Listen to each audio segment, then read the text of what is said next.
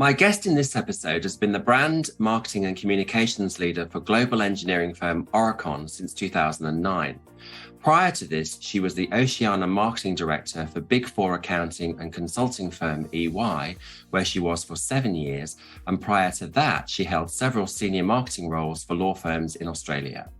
She's worked in Brisbane, Sydney, and now Melbourne, and earlier on in her career, she worked in London.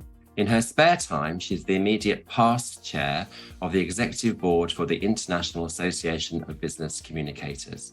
Fittingly, her name is Bond, Danielle Bond, and we are about to uncover the trade secrets to her success. Let's dive in. Welcome to the podcast, Danielle. Thank you very much. I like that intro, Graham. Good. Danielle Bond. Thank you. Well, staying with the James Bond reference, did you know that in the movie Thunderball, there is a line where he is asked, "What exactly do you do?" And he replies, "Oh, I travel. I'm a sort of licensed troubleshooter." So how does that resonate with your own career? I don't do as much travel or as much troubleshooting as James Bond, but not a bad analogy. You know, I do think when people ask you, what do you do? If you reflect on your daily tasks, it doesn't necessarily point to a series of products. It's more time spent talking with people, influencing people. Yeah. So making plans, putting out fires. That's it. Now, I like to start these interviews by going right back to the beginning. And with you, that would be the degree that you studied in 1983, which was a Bachelor of Arts, Political Science, Journalism and History. So why did you choose that degree? Thank you for letting everybody know that I've been around for some decades, Graham. But look, I was going to be a lawyer, but I had a fallback position, which was to do a Bachelor of Arts degree. And I had an older brother who was studying commerce law at the time, a few years ahead of me. And I thought, well, I'll do arts law. And I swiftly discovered, it did take me a few years, that the things that I enjoyed most were, in fact, the humanities. And I remember this very clearly, sitting in the taxation law subject in a very large auditorium at the University of Queensland, was a moment of revelation that indeed this was not the career path for me, that I couldn't think of anything worse than mastering this detail. And so that was the change for me. And it was very ironic that later in my career as a marketing professional, I ended up working in law. And then when I was at EY, I was doing tax marketing. So there are stories within stories, Graham, but I've never rued the day that I recognised I was not made to be a solicitor. Before you entered the career of professional services, you had a different career, which was in arts and entertainment. So share that with us. So I think this was started as a personal passion, which was I loved and still do love visual arts and performing arts and creative people. And I always found myself attracted to those people, you know, both in my, in my childhood at school and then at university, where you have lots of opportunities to get involved in lots of different things. And so, I got involved in working in theatre. I got involved in working in community radio.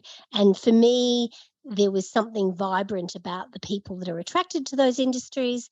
And so when I had the chance to do some postgraduate study as a young person, and very grateful for my father, who was working for an international development organisation, and they paid for their children to do some study.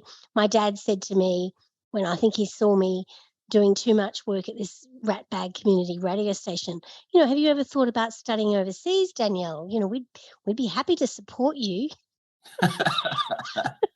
Get out. Get out of that gig that you're doing, young woman. And so I ended up the brilliant experience of going to the United Kingdom and studying at the City University in London. And I did arts administration. So that was studying how to be a professional supporting arts organisations.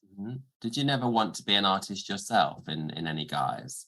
No, not really. I mean, I don't have the skills, I don't believe, to exercise a career in that space, but I was always intrigued by people that could do it, and I admire what they do, and I'd always like to live in a world where that is celebrated. Yeah. So, Yeah. yeah.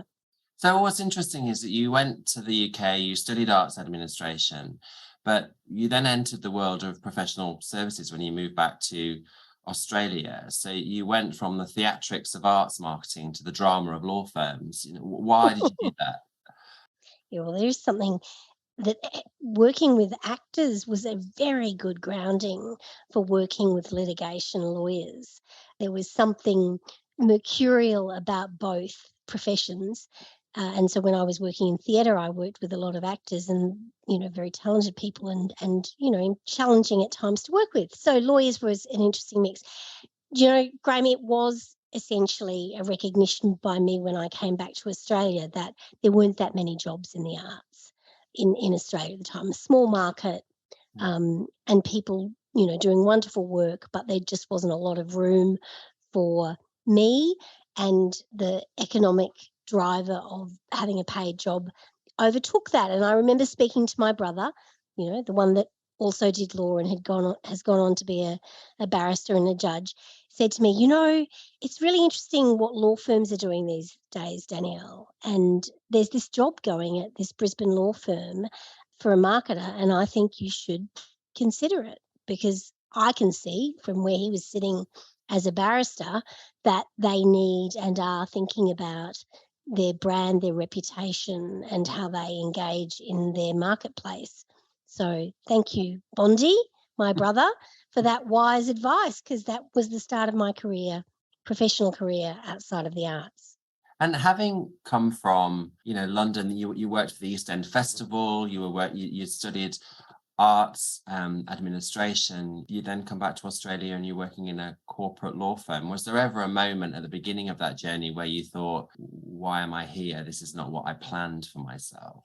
Yes, several moments. And I always, in those early days, I remained connected to my arts community, and I served on a couple of boards of not-for-profit arts groups, and I still have an interest in it. But I could also see an opportunity perhaps to direct some of the work that I was doing to that sector later in my career and stay connected. But, look, what is it? They talk about choices that you make. It would have been interesting to see if I'd gone left instead of right, but I Mhm. didn't, and I don't regret anything, but I just didn't make that choice. You said earlier that working with actors gave you a good grounding for working with lawyers. Let's talk about that a little bit more, because I'm interested in the skills that you brought to the law firm.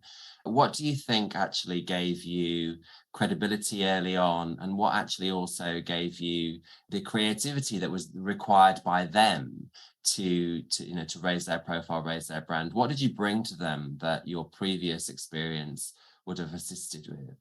What a good question, and I've never really reflected on it, but if I take a moment, here's what I think. I think if you're there as a marketer working in a theatre company trying to sell tickets for people to come along and see a show, you recognise that actors as performers are very vulnerable, and they've got a tough gig to do, and to work with them, you're asking them as a marketer, as a publicist, to do PR, to have their photo taken, to do media interviews, and they're still in the midst, as it happens in the way theatre works. They're still in rehearsals. They're still figuring out their character, but they are required as part of their job to also help us sell tickets.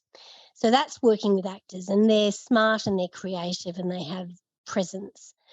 Working with lawyers are smart, creative, and have presence. And I think to be a successful comms advisor, marketer to that community, you do need to understand the challenges of their day job. So you need to put yourself in their shoes and recognise that what you might want them to do to help build the brand for the organisation, to position the organisation to win work, is not their top three Mm-hmm. to-dos. So I guess empathy, and also you just learn that the two things that go well with those two particular roles is, I had to hone my engagement skills as well. So I had to have presence and personality and engage because they respond to that. I'm taking a deep dive here to reflect on this. It's a great analogy that lawyers are like actors and that the job of a marketer is to sell tickets. I like its simplicity. What I also find interesting is how she recognizes that as a marketer, she too needs to have presence and personality and be engaging. These are all skills to hone if you want to be successful in these types of jobs. Let's return to the interview. Reflecting back on that time in the legal profession when marketing was relatively new and usually sort of manifested itself in things like events or brochures or publications and things like that. Now, fast forward to your role as global sort of CMO at Aurecon. Are there any of the marketing initiatives that you still rely on, or any of the sort of marketing tropes that we would remember from the early sort of law firm marketing days that you're still using today? I think content and thought leadership and thinking have remained true and must do in anybody in professional services, where what we are selling is the IP, the brains of our professionals. And so, for a professional services business, you have to have a point of view. You have to be somebody that your clients would trust for advice and expertise, and share insights and bring ideas that will help them with their organisation. And so that is true of accountants, tax advisors, lawyers, engineers, designers. So that has not gone away. And I was very lucky, I think, actually, to work with lawyers at the start, because, lawyers do have excellent written communication skills and the ability to distill complex ideas in a way that has helped me in my career. So that hasn't gone away. Some of the tactics might shift and, morph. I think brand is probably better understood by me, and I think better understood by business. In early days, what is brand? I don't know what that means. It was a logo, if you remember. Yeah. and there's something in law firms have very long names, right? So it's the brand is associated with the individual. There wouldn't be many law firms that have adopted a brand name like my company's Aurecon, which doesn't relate to anybody's surname. But that's evolved as well. But I suspect the legal profession still holds on to that a little bit more. Now, you left the legal profession to take a role with Ernst & Young in 2002 to head up their marketing team for tax. In fact, your job title at the time was Tax Marketing Director, which must have been quite a fun thing to share with people at parties. What was that job? So it was interesting. I really wanted to work for Ernst & Young, and I had friends, but I'd built through my network in Sydney relationships with people that were there. And I knew that I needed to learn more about marketing than I could learn on my own, even with a small team in a law firm. And so, the big four firms are, even more so today, significant businesses where I knew I would be working alongside locally and internationally some really smart people, and I would learn a lot. So I absolutely went after that. And it could have been tax, it could have been audit, it could have been risk. I would have taken the job, Graham, because my goal was to work for Ernst & Young. And tax, look, I didn't understand tax, of course. I probably still don't. But I did have a very smart tax partner just explain to me the core value proposition, which was that it's greed or fear. The way you sell tax is understanding people's desire to optimize income, or organizations' desire, and also to fear to manage the risk associated with tax and protect the enterprise. So that's all I needed to know, really, and that's probably all I ever learned with that detail. But I learned a lot about business. Now, tax is one of the only real service lines that is campaign driven, because of the fact that, for those who don't know, for the fact that every year there is a budget And at that point, all of the big four used to, and probably still do, in fact, they still do, release their assessment of the budget. And so I'm curious to know, coming from law firms that weren't at that time very campaign driven, did that surprise you? And what was it like at that point of the year when the budget was released? How full on was that? It was totally full on. I think, it's interesting. I think that's where the big four have been smart. The law firms would respond to a piece of legislation, and their job would be to communicate the new law, what it means, what you would need to do. And look, so too does tax. But they also, within the context of the broader business environment, would be looking at things like the budget, the financial reporting season and environment, all of the things that a business would need to do in its BAU kind of day-to-day running of their ops, and positioned the big four firm or tax advisor well as a commentator. So it was big. We did do all nights, and I think we perfected how to do that more effectively and efficiently. I would say today that I think the media coverage of budget is more than enough in a way. Perhaps the big four turned the media enterprises onto the fact that this was a big deal for business, and it would give them an opportunity to communicate more directly with their readers around implications. But there's certainly today, my read from where I sit, not in an accounting firm, is I don't actually need to see or read what the accounting firms are commentating on. I'm more interested, I can get across enough of it in the media coverage. Did you have to be interested in the subject matter to be a good marketer? I think you have to be interested in business in that context, right? You have to understand how businesses run and what are the things that they seek to manage to drive their strategy and performance. Do you need to be interested in international tax? Do you need to understand transfer pricing? I produced 3 transfer pricing reports. Please, anybody at EY, forgive me for what I'm about to say. I didn't really understand I still don't understand what it means, but I was able to, structure how we communicated in a way that helped our audience understand the change. And I rely on really smart people to guide me. So I don't have to be the technical professional. They're the ones I work with. You said that you really wanted to work for EY, and you would have taken any job, any subject matter job there, marketing job there. After only a few years, you sort of got the top job, running marketing for the Oceania region. Let's just pause. I'm interested. How did you feel when you got that job? Well, I wanted that job, Graham, as well, right? So it was a great honour to get the gig, but I also wanted to be able to have a broader impact.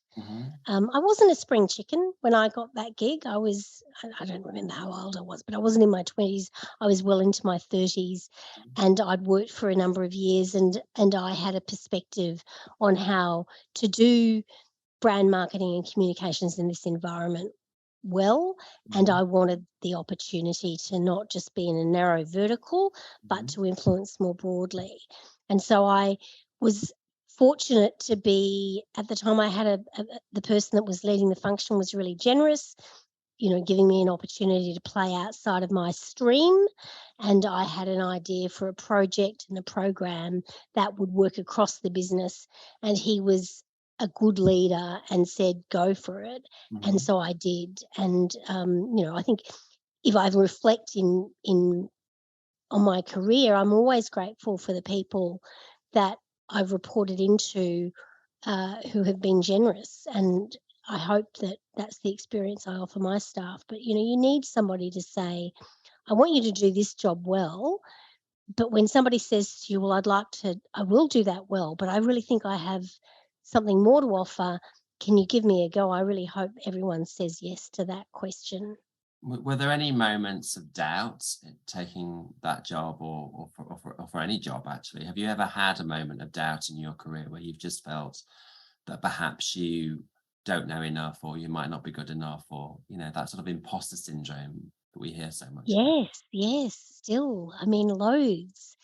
I didn't know how to lead a team of 65 people, which was the size of the team at EY.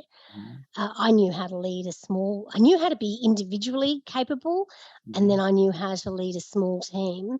And I suspect that that transition from leading a small team to a large team was pretty difficult for everybody concerned because it's hard. mm, You know, you go from being able to do the job yourself to helping others do a small bit of the job to then leading and having to motivate and lead broader teams. So I learned on the job, and it was tough, but I had good guidance and feedback and a great team. mhm, I know more now than I did then, but you're always on that path of, am I making good choices? Am I, you know, investing in my team to help them step up and grow?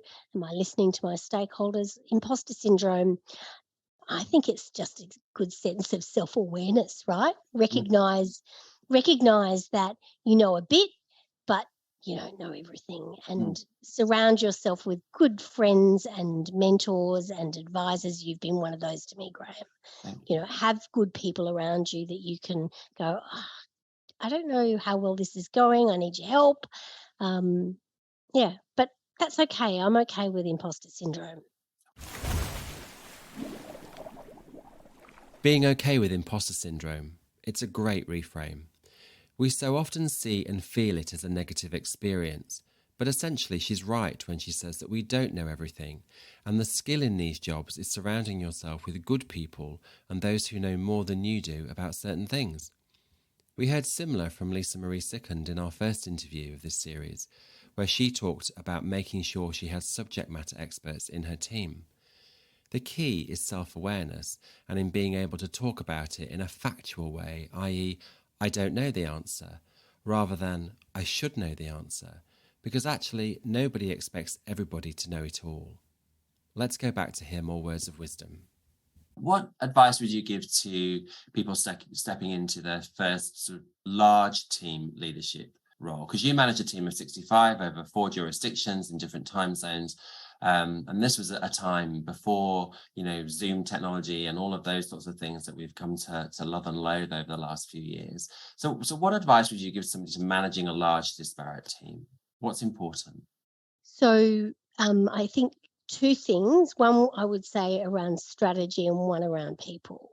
Mhm, So strategize, you really do need to have a view, an informed view of what you need, what's important to be done, right? What is your job to do? What will help the enterprise? And stay focused on that. And then make sure that your team are focused on that. And I did quite a few exercises. It's terribly detailed, but I found it hugely valuable. If this is the job to be done, these 5 things, and I did this exercise at Ernst& Young, I've done it in my current role on several occasions. This is the job to be done. Where's your team spending their time? And is there an alignment or a misalignment? So you've got to understand whether you're setting yourself and your team up for success or not. Because if there's not alignment, then you won't be successful. The second thing is just a people piece, which is you have to get to know your leadership team, you have to get to know your people, you have to understand what motivates them, how to help them be successful, and then I guess as a byproduct of all of that, you need to have a process and a system in place to lead mm, and run the processes of being a brand marketing and comms team. And none of it ever comes delivered to you on a plate.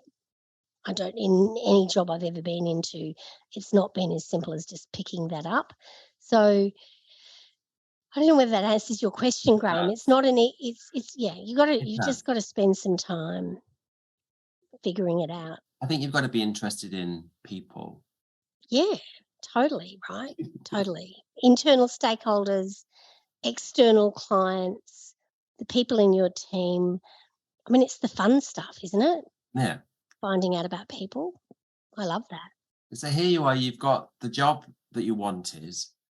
You're working for one of the biggest brands in the world, in one of the most beautiful cities in the world, which was Sydney at that time. And then you decided to take a role with Aurecon, a relatively unknown brand with little or no marketing function in Melbourne. That was a Yes. risk. Okay. That was a risk, I think. Why did you take that risk? Well, I had itchy feet, truthfully. I grew up in Brisbane. I moved to Sydney. I was enjoying life in Sydney with my partner, but we were like ready to do something different at a personal level to just have a change of life. And where would that be? And it was the GFC. And, I had hoped to perhaps move to Europe, but that didn't work out because of the GFC. Thank you. But I still recognised that I needed to do something to shake things up. So number one, it was I wanted to make a move. And Melbourne is a beautiful city. And I hadn't spent a lot of time there, but I'd spent some time there and I knew quite a few people. And then the second thing was just about having the opportunity to lead a brand. So one of the great things about a Big Four is the opportunity to learn and be part of an amazing organisation.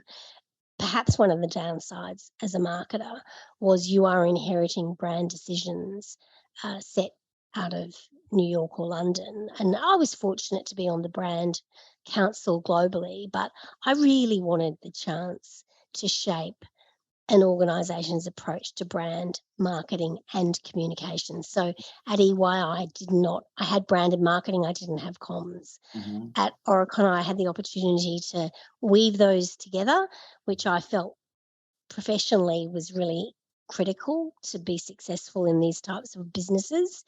And I had the opportunity to work with the people function, which I thought was all important in a professional services business. Mhm. So personal and just opportunity to do good work.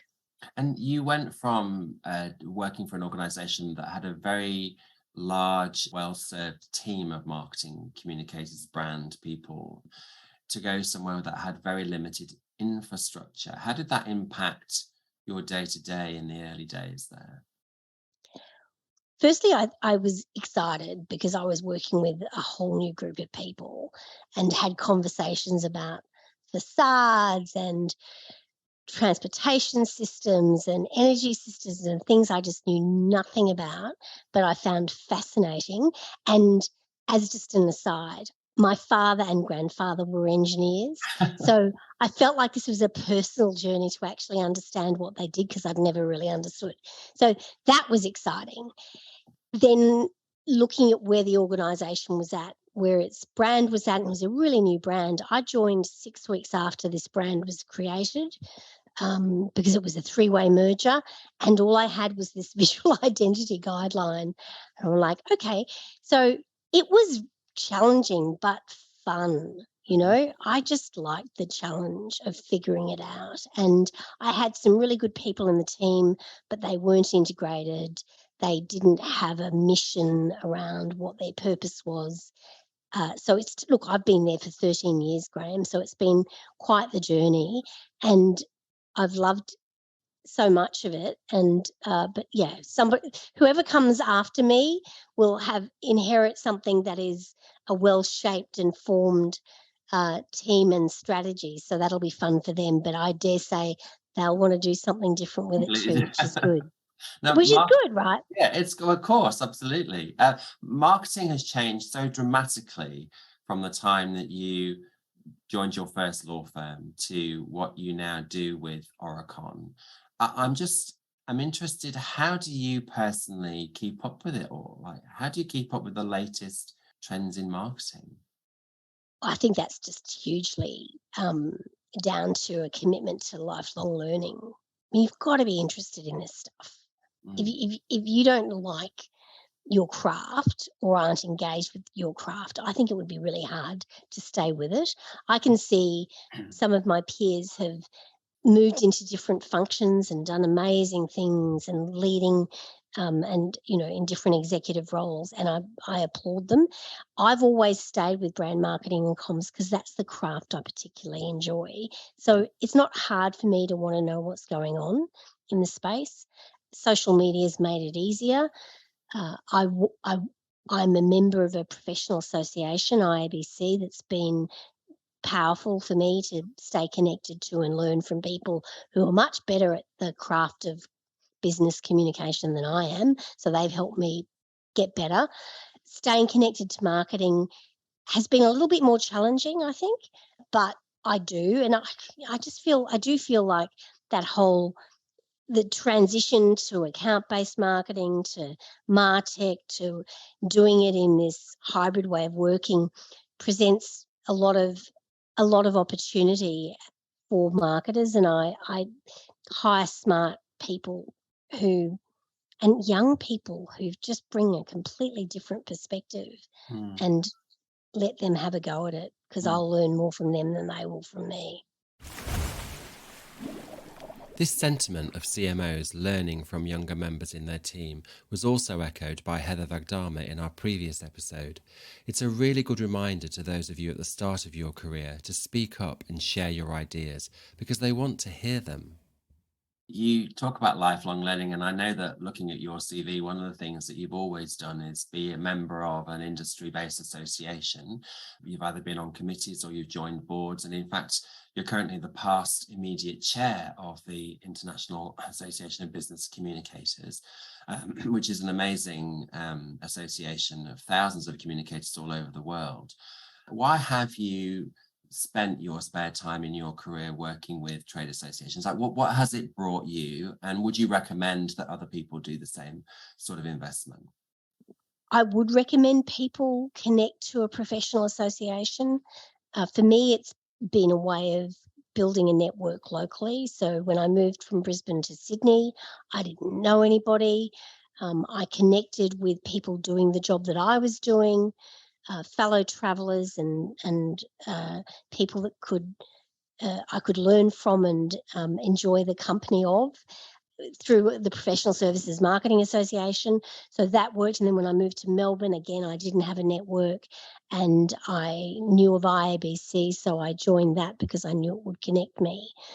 So that was kind of those decisions. And then getting involved is, I guess I'm just a joiner. Like, I feel like if you want to have an impact in business and perhaps, beyond your profession, like, I'm passionate about the power of great marketing and communications to help organizations achieve their goals. So I'd like to see more and more professionals understand that great career path, understand and learn from people who do it well. So if that's what you enjoy, and I do, then the way you can have an impact beyond your immediate organisation is to get involved in other organisations.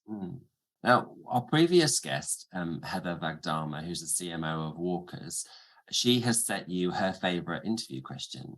This is something we do on Deep Sea Diving, is we ask you to give us a question, we pass it to the next one. So her question was, can you describe a situation where you took the initiative to accomplish a goal? But I'm going to tweak it slightly for you, and I'm going to ask you, what is the best marketing initiative that you have developed that achieved its goal, and why does this stand out for you? So, what a good question. I think that the very best thing I did when I joined Aurecon was when I was working with the HR team and the recruitment team, talking about the employer brand strategy, was to look at this new platform called LinkedIn.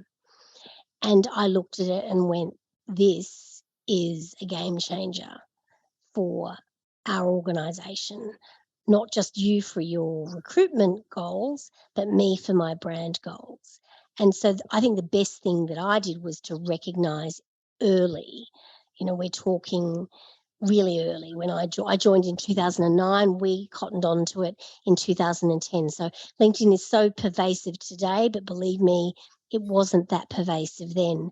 So I saw its potential and I figured out, working in partnership, a way for us to just dive in.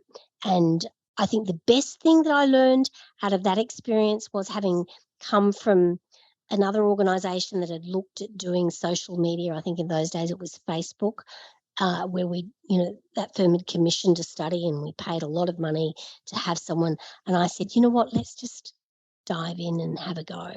So I remember that first meeting, and the outputs of that meeting was, what's our next step? And I said, I think our next step is to open a page and to populate it and to launch it. Let's just do it and we'll learn. And we really did. And that was fun and has been fun and has been a powerful tool for us from a brand perspective. So I'm proud of that, Graham. And that was Heather's favourite interview question. What's your favourite interview question? I like to ask people to try and get a bit of a perspective of who they are and how they see themselves and perhaps how others might see them. I ask them, how would your boss describe you? How would what would your co-workers say about you, and anybody that reports into you either directly or who might work with you on a project, what would they say about you? Do you know, that's hilarious because that's my favourite interview question. And I asked the first guest that. Can you believe that? You haven't even heard. Could I have stolen it from you, Graham Selden? I think possibly. I could have. Well, it's very, but it's so insightful though, right? It is. Such a good question. It is. Now, on that note, my final question for you, what would you say now to the Danielle Bond of 1988 who took her first job in professional services? What advice would you give her? I think I might give her the advice of be a little bit more motivated to listen. You know, I suspect that I know I was pretty opinionated.